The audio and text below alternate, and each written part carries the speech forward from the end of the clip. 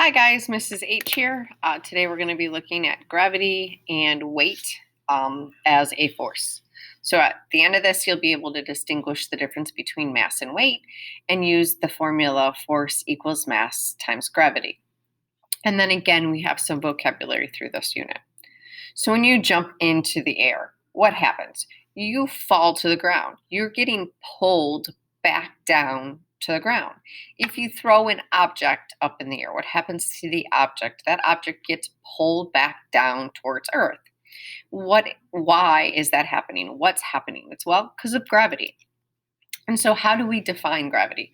Gravity is the pull of the mass of Earth. So because the Earth has mass, it has a pull on you. Now, you don't have to be touching Earth for it to be affecting you. That gravity is pulling you down even if you're not touching it. That's why when you jump in the air and you're not touching the ground, it's pulling you down. Same thing with satellites. We put satellites up into space and the satellites spin around Earth. Why? Because that pull to Earth. And so we call gravity a non-contact force because you don't have to be touching the Earth for it to affect you. That force is still there. So how do we measure? What do we know about gravity? So gravity, the size of gravity depends on two things. How big are the masses and how far apart are those masses? So Earth is really big. It's huge. And so because Earth is huge, and because of its rotation, it has a big gravitational force.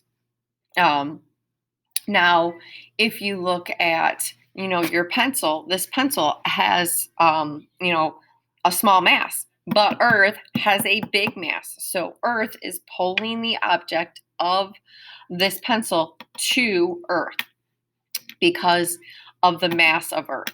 So gravitational forces, again, are going to be measured based on the masses and the distance. So the farther away these objects get, the less gravitational force. So that's why once we get out of Earth's orbit, we don't have the force of gravity acting on it. That's why you can float in space because the force of gravity is no longer acting on it. Why is it really easy to jump in space? You always see the astronauts, they're jumping and they can jump really far and high and then they slowly come down because the force of gravity on the moon is less. So it's easier to jump on the moon than it is to jump on Earth. You get pulled down really quickly. And so that's what we were just talking about here. So mass and weight are two different things. If I go to the moon, or I'm out in space, or I'm on Earth, my mass will always stay the same. But what will change? My weight. Why will my weight change?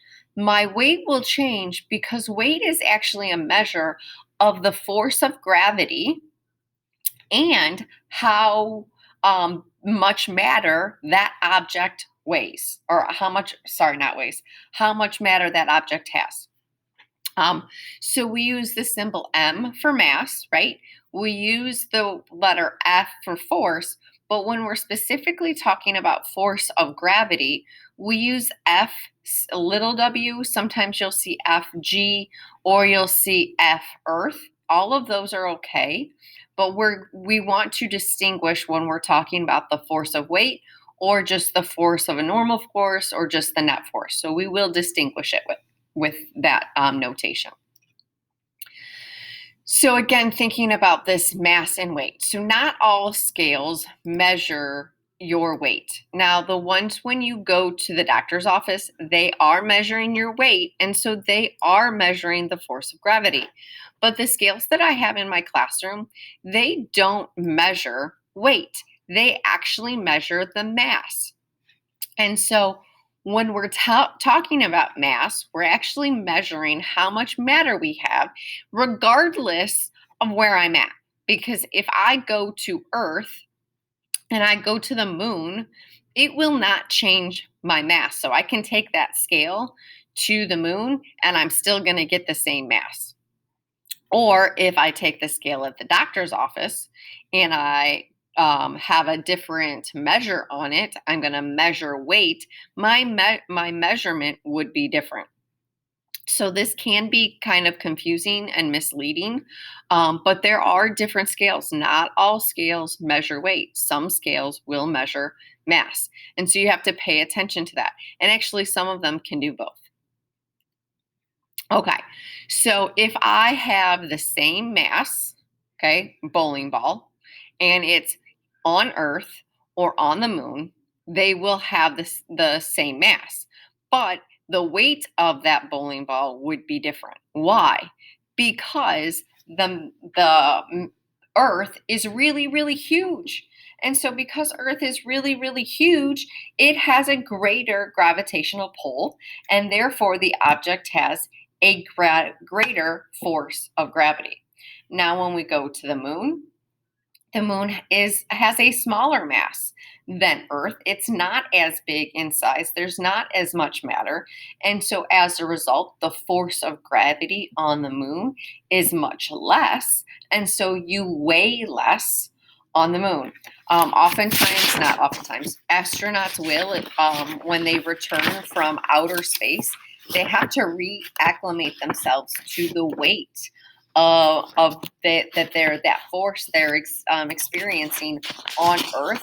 They can't just like get off and go walk around. They have a really hard time with that.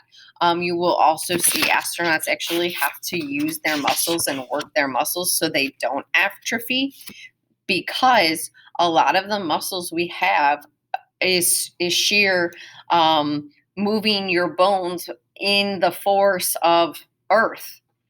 Just a little side note, interesting, I think, information. So, what else do we know? The farther I travel away from Earth, the less gravitational pull I'll have. So, if I'm farther away from Earth, I will have a decreasing weight.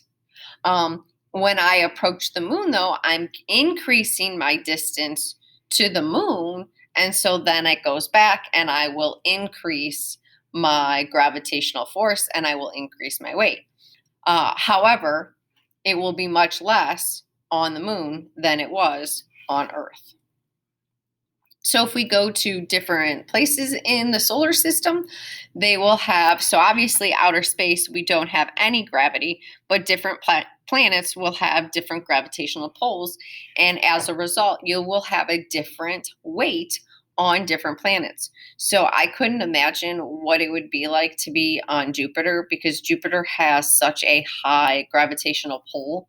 I can't even imagine. It would be so I'd feel 3 times the weight that I do right now.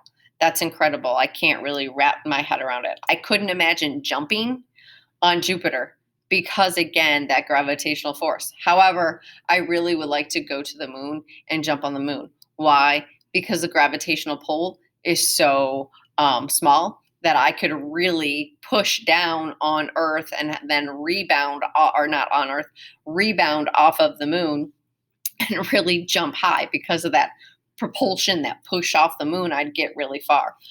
So that just, I think, is a really cool concept. So how can we measure weight? Well, we saw this in our worksheet yesterday. So the weight we said is that pull down. And so in an airplane, I have this pull down, but I also have to counteract that lift, right? So these in an airplane are going to be equal. Why? Because they've reached an altitude. So these two would be equal. But a thrust forward and the drag has to be greater in order for it to accelerate until when it reaches its cruising altitude. So we can calculate weight by knowing how fast an object falls to the ground. And that's where that 10 meters per second or 10 meters per second to the negative second. So I know no matter what object I drop, it will experience the same acceleration, and that's 10 meters per second squared. It's technically 9.8, but it's just easier to round up to 10 because the math is much easier.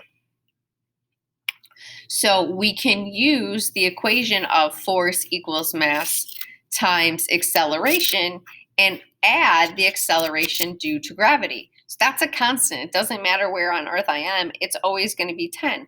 So I can calculate the weight of an object by multiplying that acceleration down times the mass. So if I drop my cell phone, or I drop a pencil, or I drop a tissue, or I drop a book, it doesn't matter.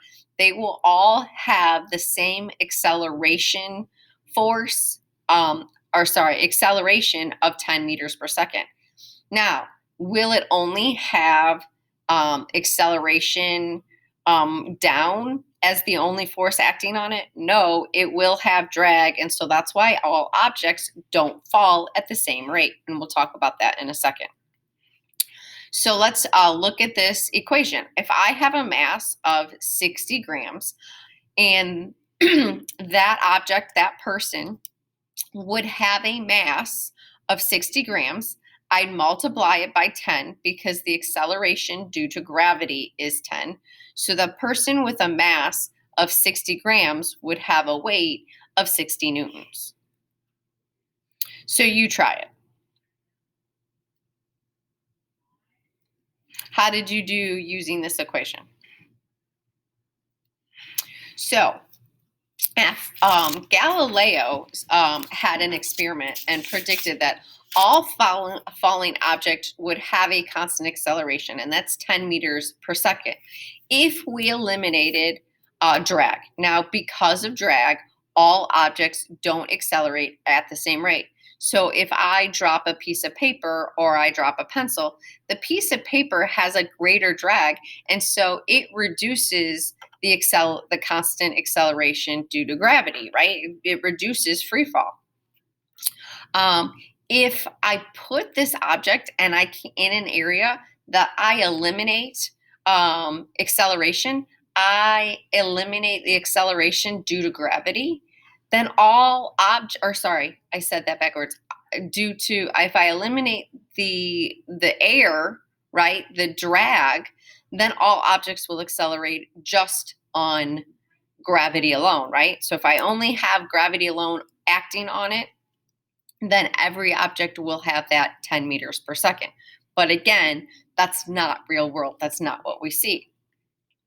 So Galileo said, all right, if I drop a hammer and I drop a feather and I eliminate drag, they will fall at the same rate, right? But in reality, because of drag, because the feather is not streamlined, it creates a bigger drag, so it doesn't fall at the same rate.